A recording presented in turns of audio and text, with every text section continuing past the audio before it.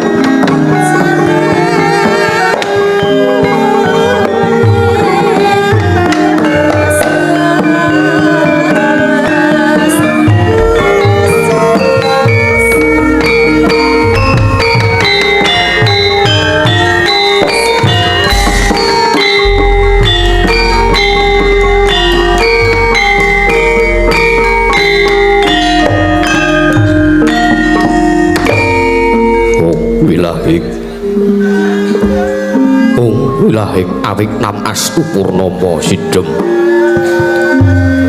awik nam astu silat mring jewang jagat karana sirantandra kawisisaning bisana sana sinawung langening wila pestu maksih lestantun lampahing Buddha jinantur tutur katulut-tulat mring Raden Waradya winursita upama prameng niskara karantodya tumiying jaman purwa mangya tekap masananing gupita tan urungging perlambang matumpa-tumpa marama panggung panggeng panggunggung sang murwing kota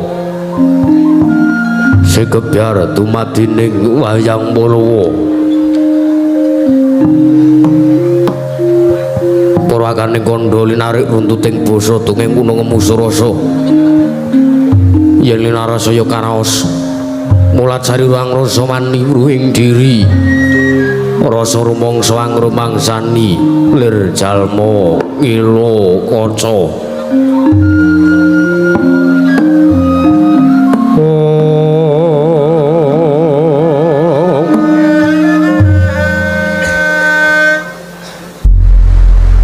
jarweh Sri Nakop cahing carita becik wis gumelar jroning pagliran yaiku sejati namriksani pagelaran ringgit Purwa Surya Candra Darum yang Kartika wis pinurba kudrating kawasa sarira drang idri pawana Purwa teking tuk sina gilir gumanti teman dadi petanganing dina sasi warsi wintukang sarta abad tetungkulan tangga tumangkar kaya sinarambun kaya Jawa pating ngrembya dadya padhang ing kutu-kutu alang atoga buron wana miang buron loya dadya pranatan pawicalan padhang trawangan sinaring Sang Hyang Retnawi ingkang arsa merbawani jagat mungguing jagat wetan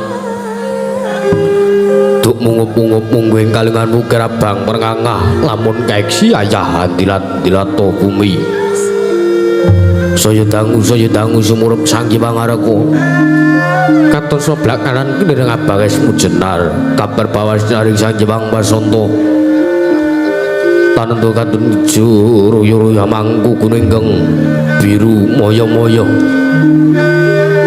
pujo ing gunung kinemelan gedanu kasiliring merapan sono lenggat lenggut nganti kaya gunung Makutha mega tanah tawis dangu seleng kamlodase dene luar sang upaya buka karep tegal sawahe panglur sira tanana bedhot sinambi sesendunan sesindenan mikul karo lungune anggiring raja kayane sawane ana pirembakan Samara Wangi sang Hyang Arkasa dangu saya inggil sinar jagat wis katon melok durung ing kiblat papat lor kidul wetan kulon sinari jagat kang samya rebut yudha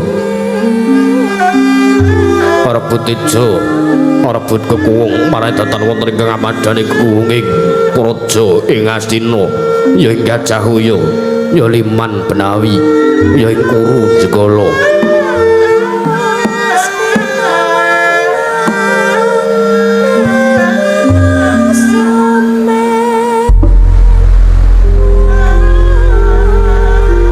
ninggi garis 100 tanantuk kalih 1000 jangkep tinega krana negari Astina dumadi saking puluh-puluh bebanjaran sinasapan kaya Benawi tinampi ombak samudra binanglangun kang tanpa pagut pegating paningal kapantuk uruting Cakrawala wane-wane cakra wisik sawane kineping jurang corong kinepung guwa sirung kinarya susuing peksi lawet lan sarang burung wonten ugi pasisiran ter sasana jembar kebeganing pasir gumelaring garis pinggir royo-royo karang kitri roe-roe roning klopo bumi subur pasiten mawur satengah tandur tinandul kaweryan dadi gunung-gunung bebanjang rangsang langit lenggak-lenggok lampahing win mijil saking sendang wening tirtane iline pinara para playune tinampi waduk pinendung-pendung kinarya ngeleni sawah myang pategalaning Narakesma mokal panguling tetani bebasan datan ana bumi sajengka ingkang selo sedya tinanduran kang murakabi ingon-ingon raja kaya itik yen sansaya ngrembaka lamun myang aglaring mangunan lamun wanci sarap surya samya mulih marang kandange dhewe-dhewe datanono carane kandhang nganggo kinanjing palang lebet tebih saking tindak sansaya sinansaya wada winada ananing mung maksiramatan daya dinayan siwi-wiji papan sejatining jejibahan kang pinuji teman mawujud manunggaling cipta rasa karsa ambabar karya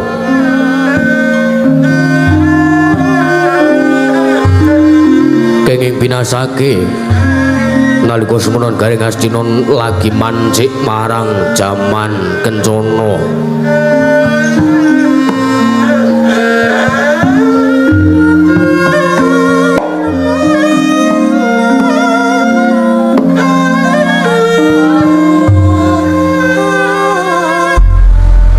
panjang punjung pasir pawukir Lojinawi gemari pakar Toto Raharja dasar negara kang gedhe bori padang jagate dhuwur kukuse tur paduh kuncarane tur to kasusuring manca praja la sinten to wau ingkang asta pusarane kadil bangsa negari Astina penangira den ucapna dosa namening Sang Nata dosarane 10 nama wis mestani jejuluk Sang Nata Prabu Destarata ya Sang Nata Prabu Dastarastra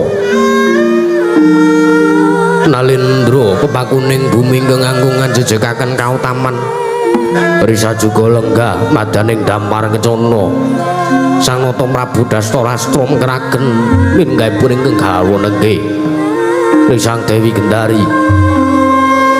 binayang bayang sangjaning para Apsara-apsari kawis ketinggal pepak handir sagung kang samya semiwa yaya roping samudra ing dedharatan Datan kantun wiswanipun anung-anung tetungguling praja negaring Astina miwasang jaring para kadang sampun ketinggal ngabiyantara marang resanipun Sang Nata Prabu Dastarastra ananging menika patih negari Astina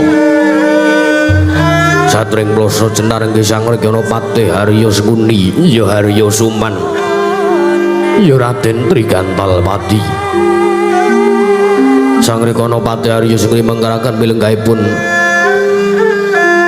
Brahmana Ketal Kondro ananggih Sang Mahatma Siwara Bisma datan kantun ugi pisamanipun pandhita ing Sukalima ananggih Sang Tapa Begawan Dura ya Sang Resi Kumbayana ingkang sowan wonten ing pingging piyambak ananggih putra ing Astina Atmaja Pambayun ananggih Sang Raden Kurupati ya Raden Jaka Pitana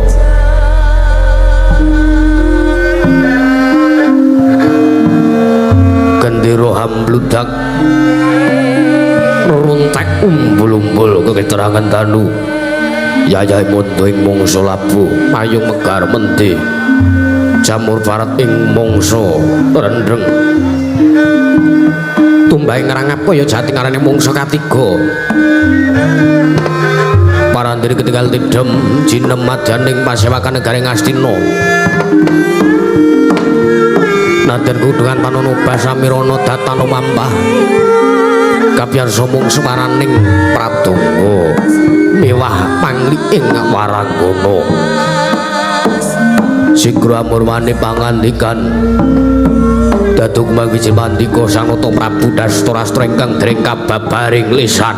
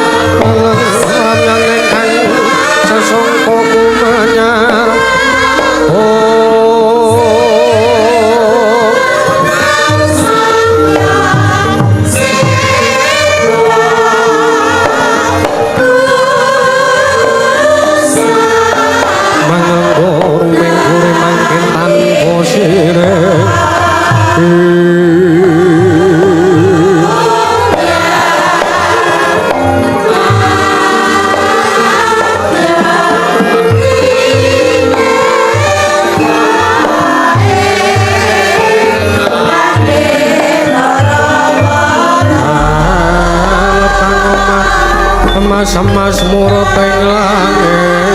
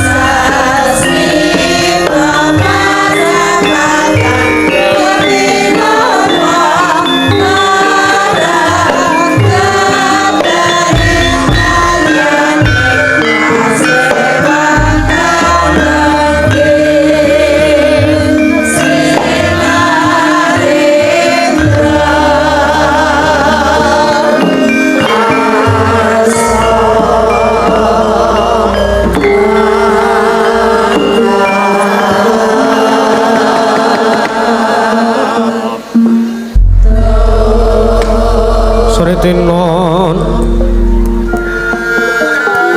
neng pasewakan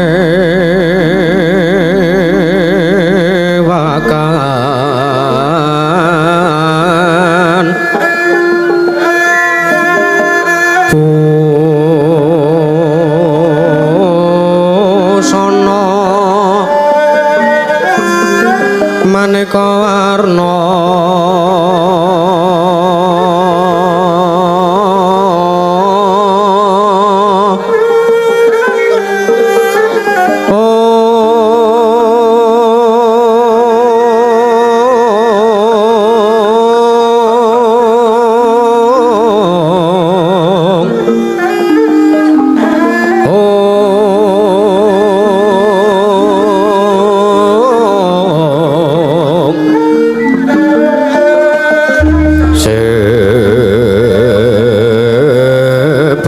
Weteng Udyono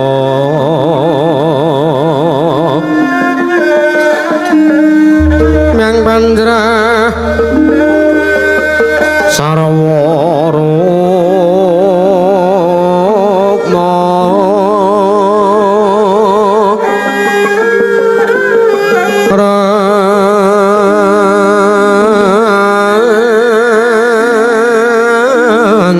manik Narawata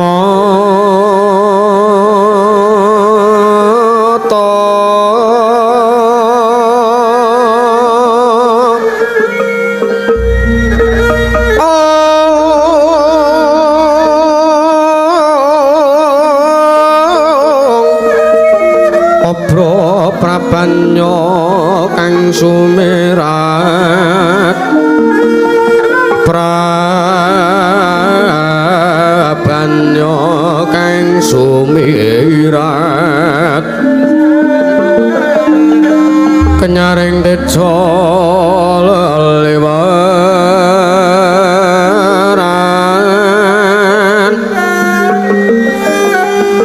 ler kilat sisiring radet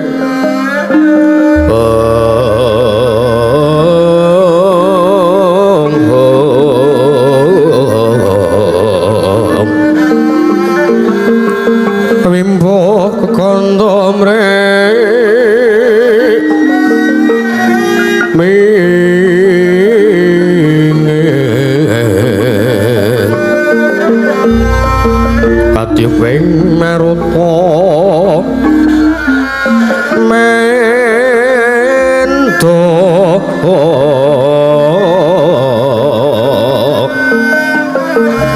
separan mangambar kungas nebeke madyaning pasewakan tandya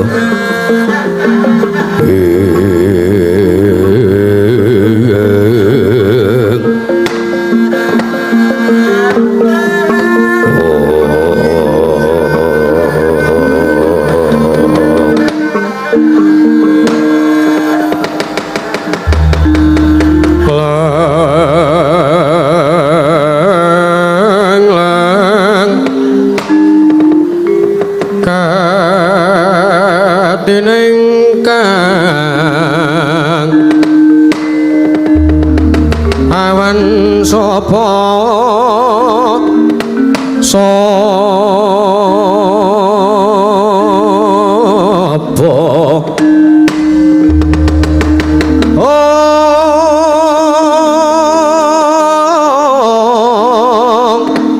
nek ngastina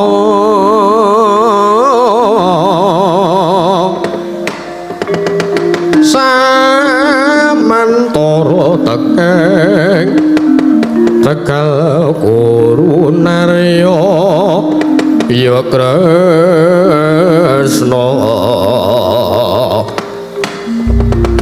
Kresna lakunira miangkan wacan waka dulur nara Adawa kapangya tegalwi lore melu karya sang bupati sang bupati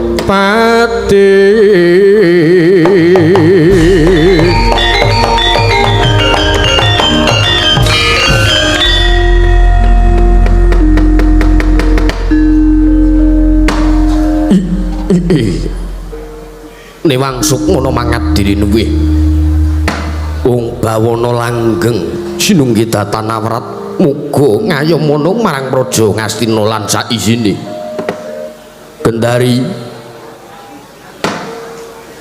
Rada sawetara kuwi gandeng lawan pun Kakang ana ing madyaning Datuluyung Praja Negara Ngastina iki nggonku nganakake pasewakan agung para sesepuh sing tak aturi rawuh mrene iki sapa wae sing rawuh inggih nuwun sewu Kakang Adipati menika wonten rawuhipun inggih menika pun penemban Bisma ngetal kondhok bela dalah wah apa Sengkuni ya ning kene inggih estunipun wonten ya Suman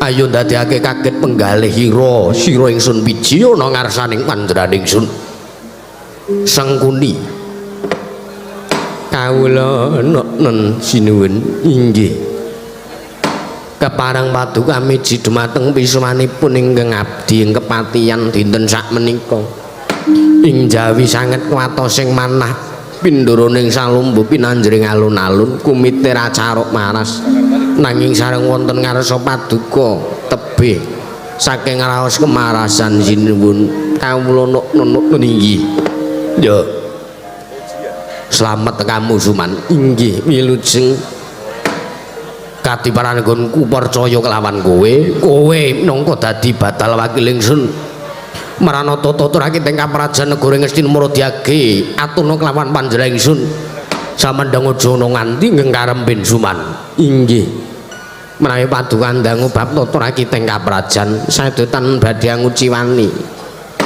para kawula sedaya samya sayek seka kapti karya luhuring nusa bangsa tuwin negari ing Ngastina mendhaipun para prajurit kang boten kendhat anggenipun sami gegladen olah kridane ngaperang sawanci-wanci praja paduka temping marang muka tatentu boten badhe anggepuk kunsa paduka Gusti kula ingkang sinuwun Kakang Adipati Dastarastra kawula nuk inggih ya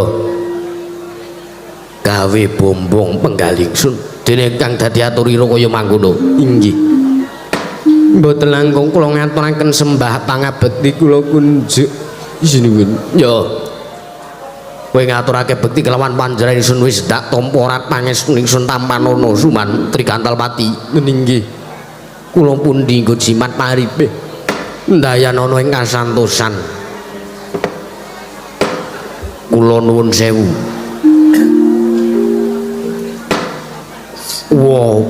penemban Bisma ing ngetal kondro sarwa paduka ingkang putra ngaturaken asung pasegan Panakrami duwin pambagya raharja mugi tansah kunjuk sartanipun anggen paduka rawuh wonten ing negari Ngastina tansah mamantu ing widodha niskala mboten wonten rubeda menapa kula penemban wong Mas Rama sidam sekaring bawana ya nggih Kaki Prabu Dastarastra sira ngaturake bekti Kaki Prabu ngaturake asung pasegan Panakrama ana ngersaning pun ing ngetal kandha wis ndak tampa karya bombong raos sing penggalih ora lewat Punwa uga ngaturake salam taklime Punwa ing ngetal kandha mugi tansah kunjuk ana ngersaning Kaki Prabu Dastarata nggih Kaki Prabu nggih penemban sampun kula tampi karya bombong raos sing penggalih mboten langkung kaskecan ingkang langkung mrayogi lenggajeng andika wonten ing mriki iya kaya wis ora kurang prayoga praptaning pun wengetal kandha negara Ngastina dina iki. Ndak sawang mau kok ana sowane Kumbayana. Padha Rarja ndak rungokke Kumbayana uga sowan. Padha Rarja sak praptamu Kumbayana. Wah. Astaka swala sela bertapa. Sumorante. Awala. Kula nuwun inggih Kang Adipati paduka misanget pisuwan kula. Ya. Dene kula mau sampun ngrangkul kelawan Jengandika. Ya. Inggih wilujeng pisuwan kula mboten langkung kula ngaturaken sembah bekti kula kunjuk. Ya.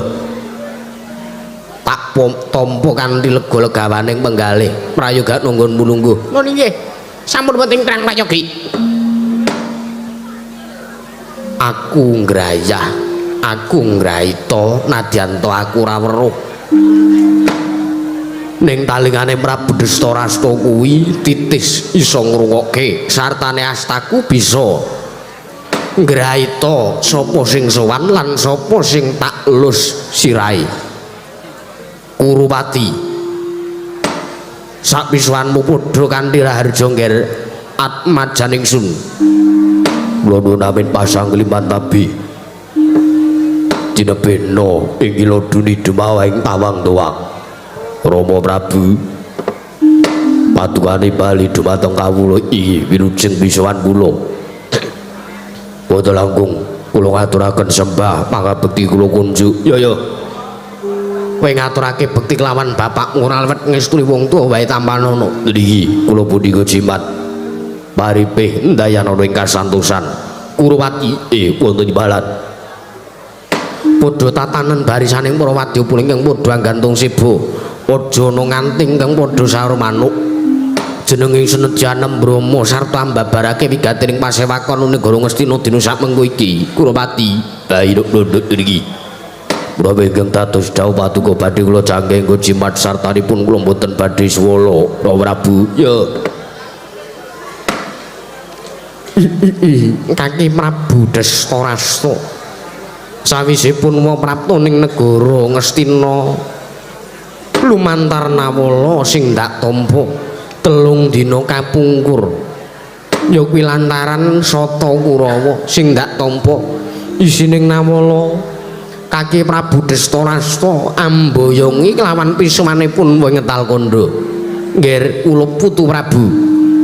Janjane ana wigati apa sartane bakal ana pirembakan apa teka kulup Kaki Prabu Dastarasta amboyongi sowanipun wengetal kandha ngger kulup Kaki Prabu Dastarasta. Anjrah Kang Puspita Arum asilering samirana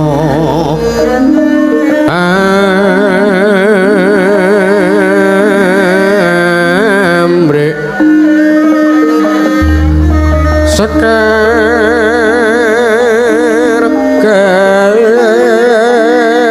gedung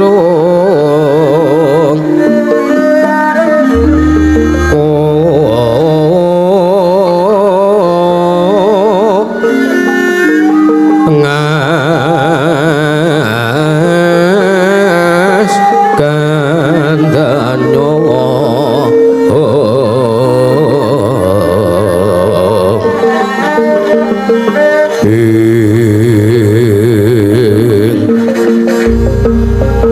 maweraras retaning griya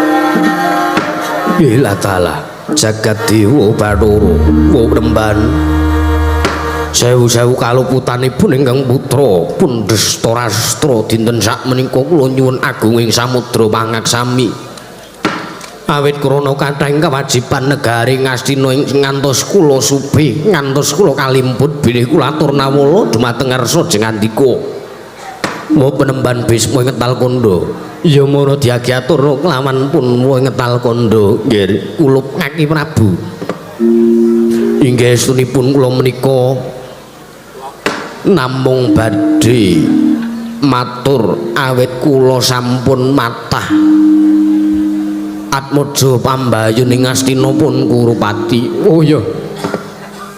Ya pancen kepara nyata merga pun kowe ngetal kandha. Sakliyane pun arep ananjihke apa kang dadi wigatine dening Kaki Prabu mboyongi pisuwanipun kowe ngetal kandha pun uga arep nanjihke.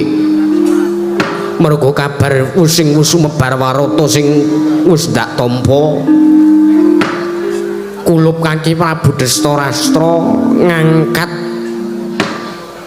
Kurupati minangka dadi Prabu Anom Kadipaten Guru Ngastina. Apa pancen kuwi bener nggih? Sewu-sewu kalubutanipun ingkang putra. Wenemban inggih pancen kepara saestu mekaten. Sartanipun kula menika atur nawala dumateng ngersa jeng andika wah penemban Bisma ngetal kandha menika kula namung badhe nyuwun supados anekseni anggen anak kula pun Kurupati jumeneng minangka adipati wonten negari Ngastina menika. Bela dalah Kaki Prabu ih wonten balan mengko dhisik to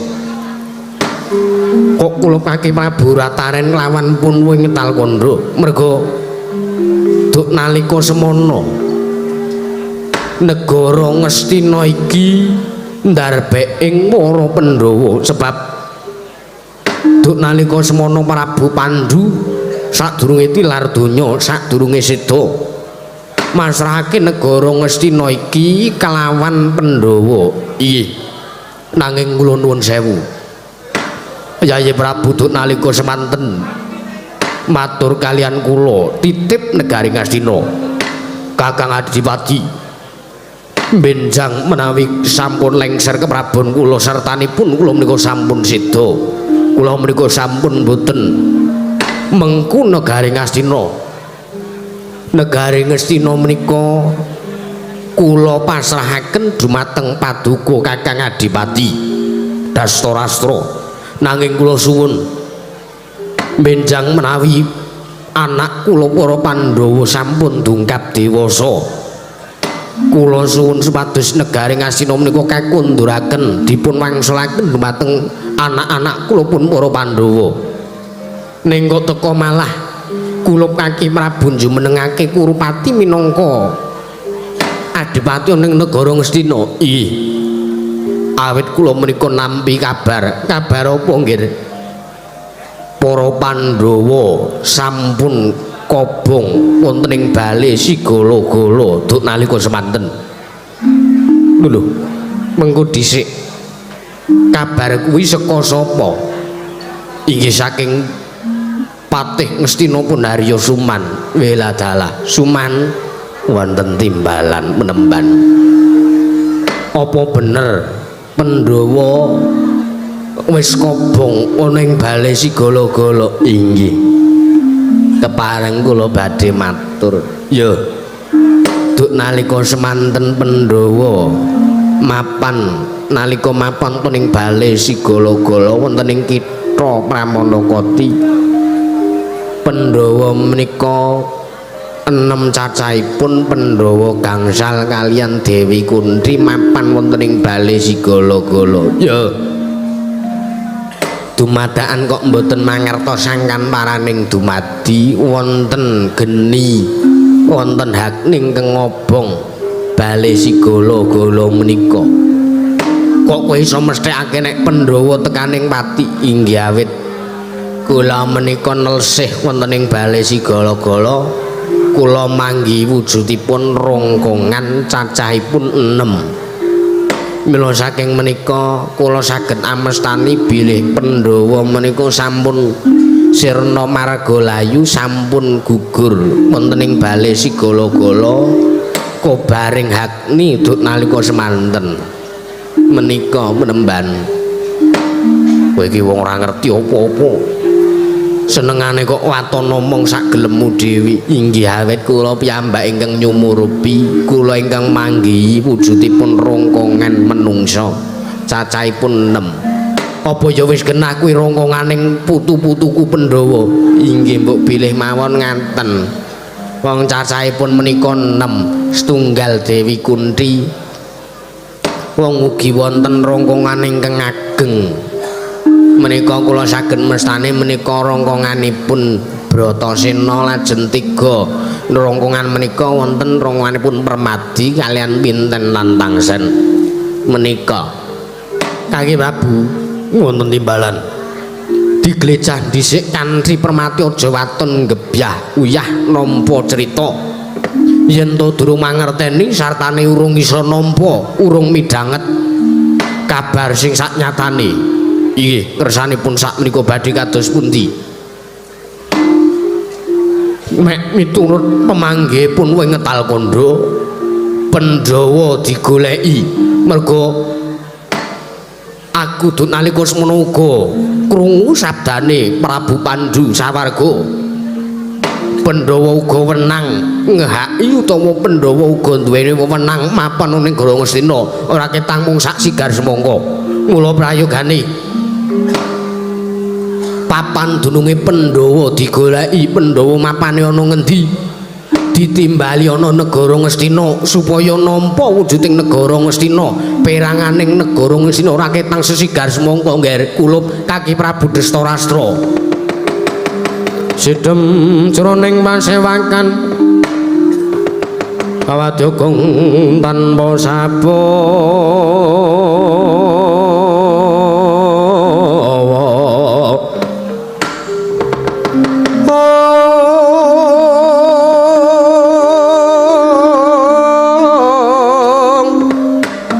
kapraban dening Sang Nalendra Tama mangu nenging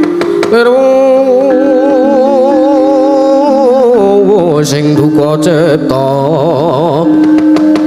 berbudi mandana raras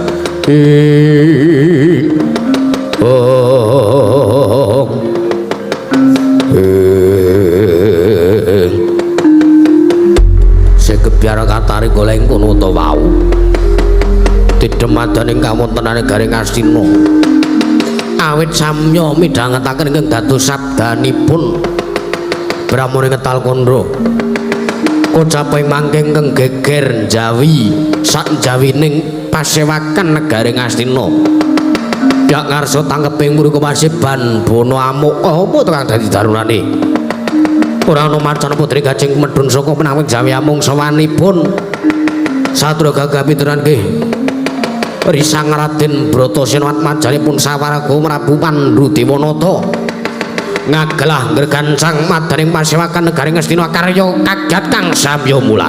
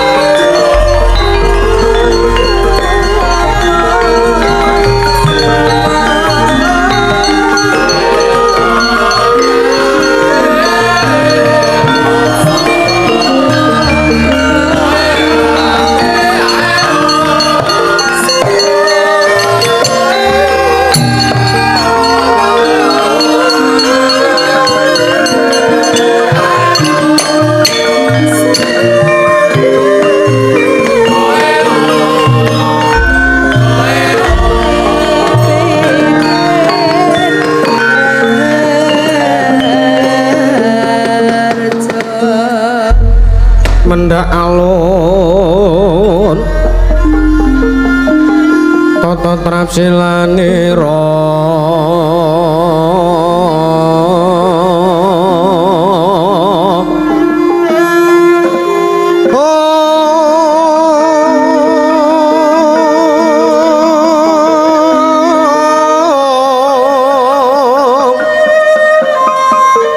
ngecamaken astanira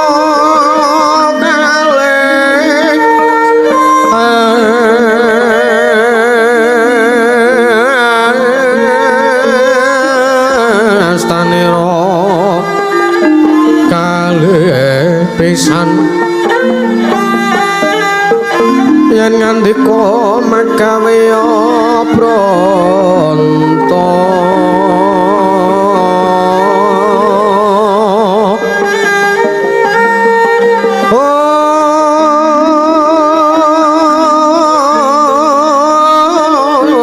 yen ngandika magawe pronto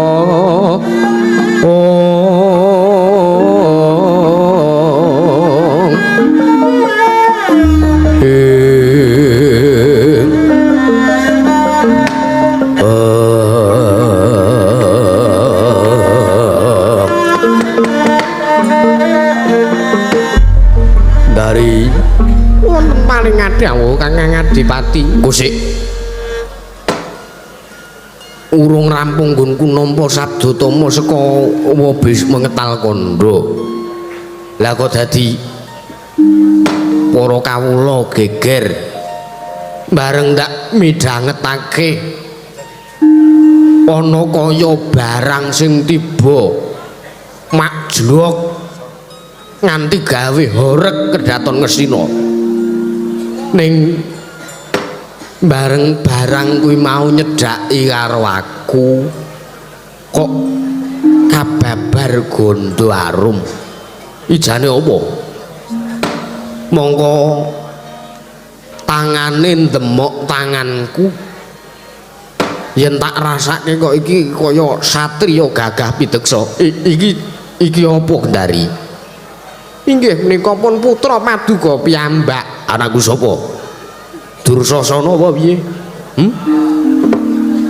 sanes Dursasana ki awake gedhe ning ora kenceng kaya otote sing ndemok tanganku mau Dursasana arep awake gagah gedhe ning nglombior mung gajih tok iki sapa Gendari inggih menika atmajanipun Sawarga Prabu Pandhu anake Pandhu sapa rumangsaku anake Pandhu sing duweni awak otote kenceng gedhe dhuwur kuwi ming Bratasena ya nadyan to aku ora iso weruh nadyan to aku ora iso ndelok ning aku iso ngraita apa iki Bratasena inggih kasinggihan mekaten Kakang Adipati Suman mau ndi Suman mau ndi Sengkuni mau ndi wonten mriki ayo endi jaremu Pandhawa wis mati inggih iki Bratasena sing sowan mrene Bratasena nadyan to jajal aku iso weruh karo kowe ngger wah aku kepengin tok gendong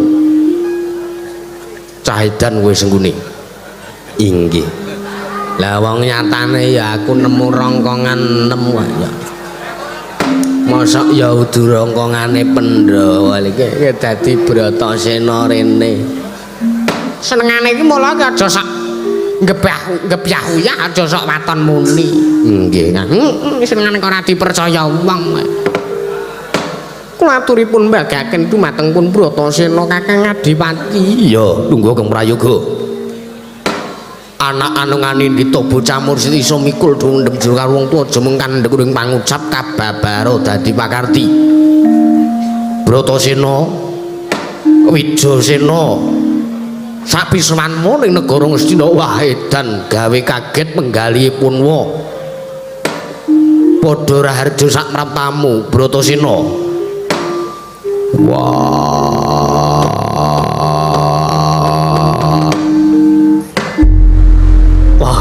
edan suaramu nggoreke jagat sing nang kedaton negara Ngastina geter kabeh. Wela dalah. Yo, Destora bapakku mbageke arep aku. Selamat aku ana ing Praja Ngastina dina iki. Ora liwat aku ngaturake basaku katura. Yo.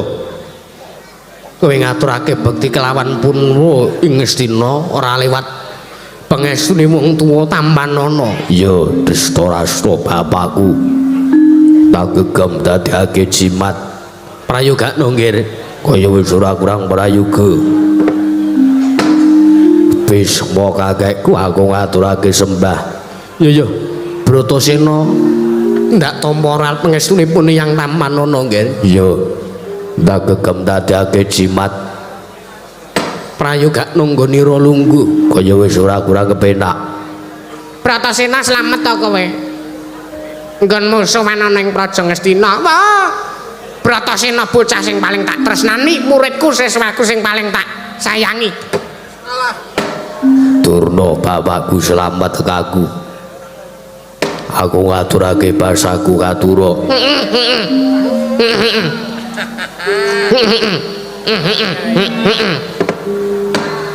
Kowe ngaturake bekti kelawan bapakmu ora liwat pangestune wong tuwa Tambanana ya nggih. Bratasena ya nang. Yo, tak gegem dadake jimat. Kurupati kakangku aku ngaturake basaku katura. Dimas Bratasena yo. Ngaturake bekti kelawan kakang dak tampa. Pangestunipun kakang Tambanana yayi. Yo, tak gegem dadake jimat. Gendari buku aku ngaturake sembah. Bratasena tak tampa pangestuku Tambanana. Yo, tak gegem dadake jimat. Jar ora dibakekke dhewe. Wong ki aja sok seneng duweni pakarti yang tidak baik. Akhire ngono kuwi karo Bratasena ora dibakekke. Ora dibakekke dhewe mergo ora ngerti karo kanane sampean. Sen meter men. Ora dibakekke ora patheken. Penting mukti nang negara Ngastina wis ora masalah. Bratasena, Destora bapakku piye? Wah, gawe kaget. Sowanmu nang negara Ngastina merga Punwa nampa awakmu ing negara Ngastina wis nampa kabar yen to Pandhawa wis tekaning pati. Duk nalika mapan ning bale sigala-gala ning kitha Pramanakati. Sing ngomong sapa jejegane cangkeme? Pripun Dipati? Ndrodhok Kang. Salahe sapa ngomong nek Pandhawa wis ora ana? Mbah aja sak waton mulane iki. Wah, kula aku dhewe ya ora mathuk karo sing sampeyan aturke iki. Ora mungkin Pandhawa najan to ming bocah lolo, najan to dianggep bocah loro saudan telu saurupan. Oh ning ditresnani karo para Jawata. Wis manut wis Kang. Manut penting kowe sehat wis ora masalah. Wah, nyatane aku isih urip. Mergo nalika kobaring bale sigala-gala. Aku lan kadang kulan kundi babu. Tak gawa lunga aku nyolot saka geni, saka hakne sing murup kobar ning bale sigala-gala. Wah. Ora ngira nek to anake Pandulima cacahe isih urip. Ya, pancen kepara nyata. Bratasena, Destora bapakku piye? Gawe kaget awakmu ing Ngastina sowanmu ki janjane ana apa? Sepisan aku ngaturake sembahku katura. Ya. Tak tampa ora pangestuku Tambanana kang angka 2. Sowanku iki ora diutus dening sapa-sapa. Mergo sowanku iki nanjihake. Nanjihake babagan apa? Nanjihake babagan negara Ngastina kuwi ndarbeng sapa? Kula daturi paringa dawuh critakno negara Ngastina iki dipasrahake kelawan sapa lan sejatine sapa sing ndarbeni. Bratasena piye? Duk nalika semana bapakmu Suwarga Yayi Prabu Pandhudewanata pesen kelawan Punwamu ing Ngastina. Kepiye? Kakang Adiwati kula titip para Pandhawa. Sekalian kula titip negari Ngastina. Negari Ngastina kula masrahaken dumateng panjenengan. Panjenengan ngregem satanipun ingkang mengku negari Ngastina, nanging kula nyuwun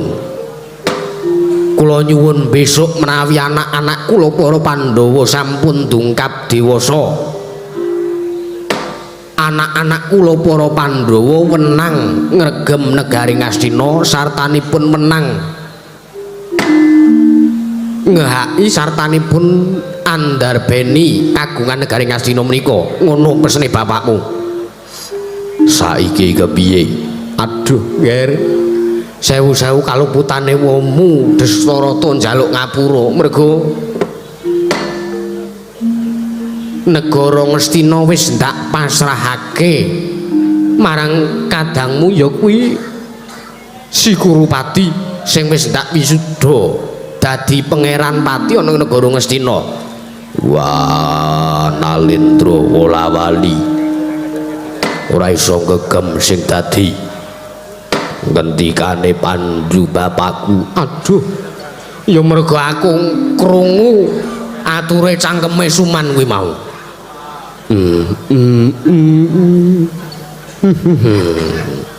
Apa? Mboten napa-napa. Lara atine ya syukur saking awakmu dhewe kaya. Nggih, Kang. Pun mboten masalah. Kula disengit teng negara Ngastina mboten masalah. Kula ora dianggep ora patheken. Wis, men. Kok dadi sampean muring-muring? Ah muring-muring ya men. Sak gelemku kok sampean kuwi karepe arep ngopo? Mula sing gedhe pangapuramu ya nggir.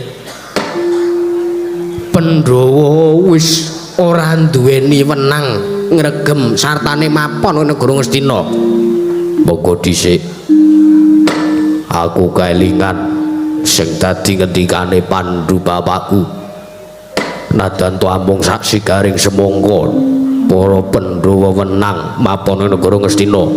Ning mengko dhisik Pandhawa bisa urip ayem nanging ora mapon ing negara Ngastina. Banjur mapane ana ngendi? Kusik saiki ndak menehi liru. Lirune apa? Ya kuwi wujuding papan sing gedene tanpa beda kaya dene jembare negara Ngastina. Jembare uga jembar padha kaya negara Ngastina. Nanging ora padha jembare karo negara Ngastina. Kula malah mumet to sing ngendikane Adipati Dastarata. Wis menengo. Tak paido malah kowe meneng. Nggih, nggih. Kowe mapane ning ngendi? Ora liya kejaba ya kuwi amung Wanamarta utawa alas Ngendraprastha. Wah. Mapane kepiye? Njur aku kudu kepiye? Aku ora mapan ning negara Ngastina. Apa aku kon kudu mapan ning tengah alas? Musik. Wanamarta kuwi babatana. Nek wis rampung mbok babati, iso tok nggo mukti kowe sak kadang ngger Bratasena.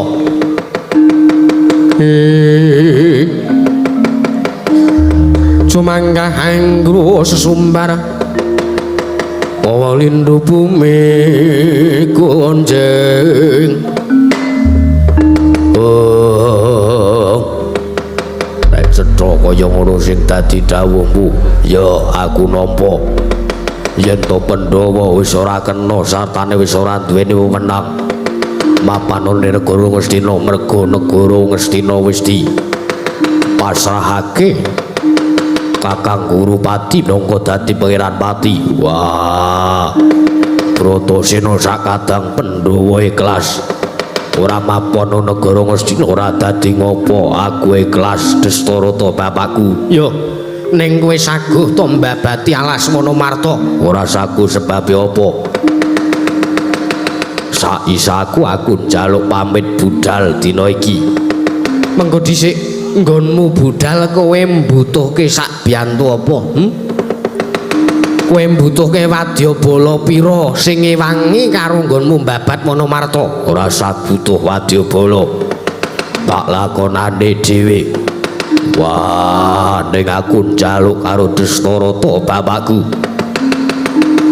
Nggonku mbabat alas sak budale aku saka negara Ngastina dina iki. Aku njaluk Destarata bapakku aja ndahar, aja sari, aja nendra.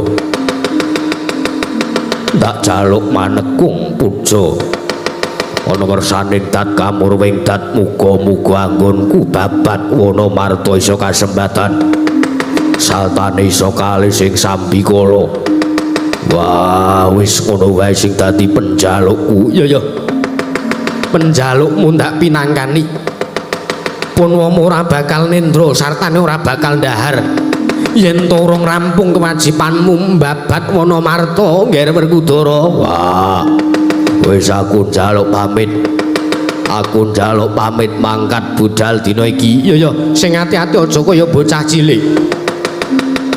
Bisma kakekku aku njaluk pamit. Ya Werkudara sing ati-ati. Sing mrayitna Surtiti ngati-ati. Ya Durna bapakku aku njaluk pamit. Werkudara ngati-ati. Oh merga Wonomarta kuwi alas sing gawat kliwat pingit kepati gong liwang-liwung satu mara satu mati jalma mara keplayu. Yo nek ora ngati-ati tenan mbok mengko malah fatal kedadeane. Fatal ki apa? Sampeyan ora mudeng kaya. Kowe iki basane pendhitang saka lima. Gendari buku aku njaluk pamit. Sing mrayitna ngati-ati Ngger Bratasena. Wah wis aku njaluk pamit. Ning luwih dhisik ae yo ndak kanthi kembul bujana madang perkara keri. Sing wigati rampung luwih dhisik kewajibanku. Nggonku babat Wonomarta Destarata bapakku. Sing ati-ati Ngger Werkudara.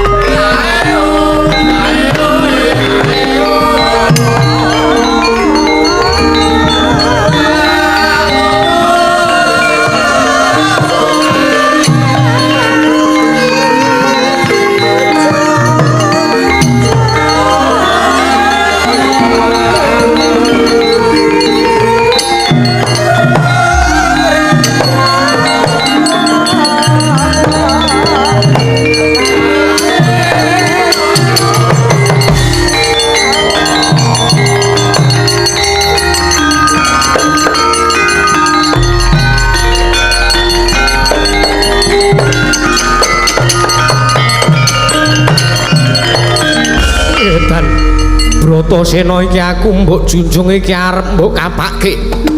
Wah, Destarata bapakku. Aku kawit cilik ora ana sing ngomong. Mergo pancen aku bocah lolo, aku ora iso dimong dening bapakku Pandhu. Ora ana liya sing ngomong amung kowe Destarata bapakku. Mula aku uga ngaturake panuwun nglawan kowe. Lan sawangen jagatku iki doyong apa jejeg. Yen to jagatku iki doyong, ateges aku bakal gugur nggonku babat Wonomarta. Nanging yen to mbok sawang jagatku iki katon jejeg, wah berarti bakal kasembatan aku entuk wujuding Wonomarta. Bela dalah Ngger Bratasena. Nadyan to bapakmu, nadyan to wakmu ing Ngastina ora iso weruh sartane ora iso nyumurupi kahanan. Nanging aku nggraita ndak sawang jagatmu katon jejeg Ngger. Wah jaluk pamit Destarata bapakku.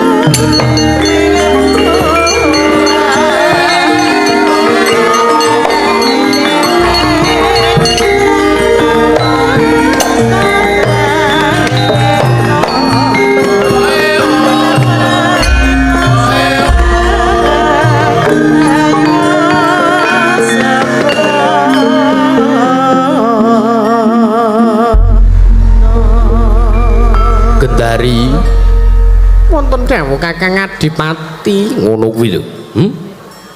Duwe anak ki sing kaya ngono kuwi. Pandhu kae anak-anak 5 ning iso merantasi gawe. Lah kuwi anak-anak 100 kok goblok kabeh. Wah edan. Kurupati, wonten timbalan. Dadi bocah ki sing ngono kuwi. Dadi satru ki sing kaya Bratasena kuwi mau. Iki. Suman yo ngono. Olehmu ngemong. Anakku Kurawa ki aja mung sak geleme dhewe.